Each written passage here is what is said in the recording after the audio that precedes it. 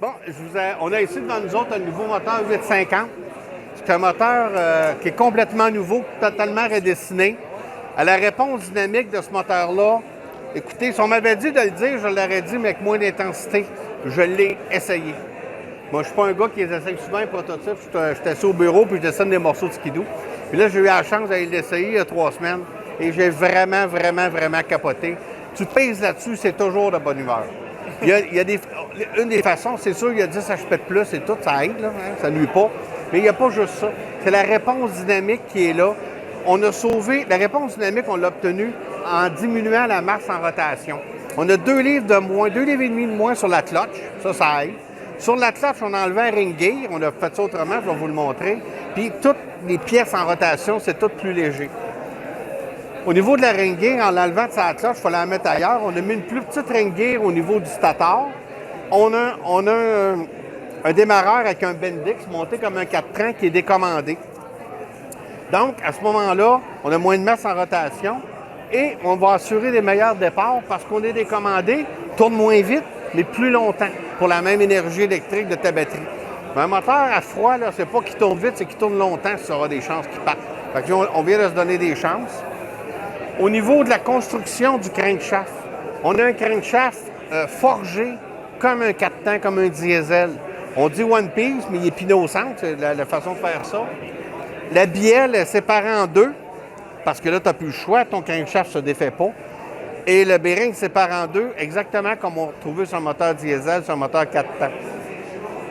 Les bearings du PTO, bearings de la bielle, sur un 800, c'est des bearings scellés dans la graisse. Des bearings dans la graisse, à moins 35, c'est assez dur à tourner de la graisse.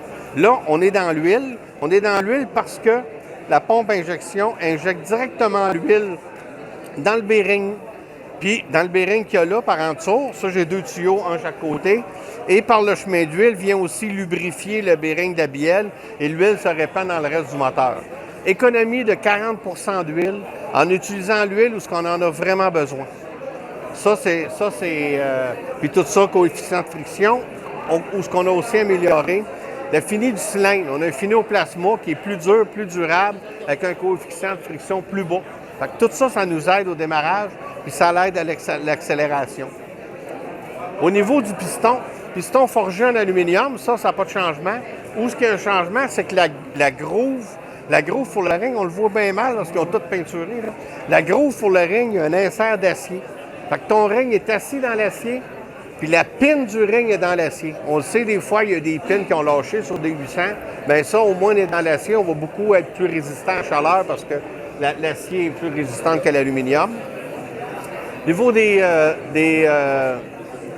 riz de valve, pas des riz de valve, voyons. Au niveau des valves d'exhaust, les raves, c'est ça que je cherchais.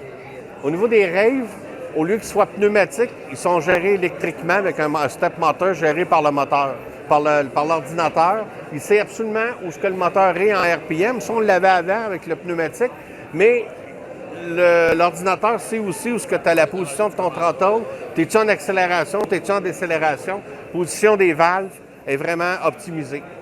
Au niveau des injecteurs E-Tech, en ayant 10 HP de plus, 50 CC de plus, on aurait dû grossir les injecteurs. Grossir les injecteurs, ça prend des coils qui prennent plus d'électricité, plus gros stateur, plus de membres. On n'a pas été dans ce sens-là. On a pris des injecteurs qui sont de capacité plus pour un 600. Donc, il en manque. Ce qu'on a fait, c'est qu'à Wide Open Throttle, quand vraiment tu y en demandes, on a mis des boosters injecteurs dans les throttle body. Ça veut dire qu'il va être smooth, c'est ça qui t'arrache en plein bois. C'est ça, exactement.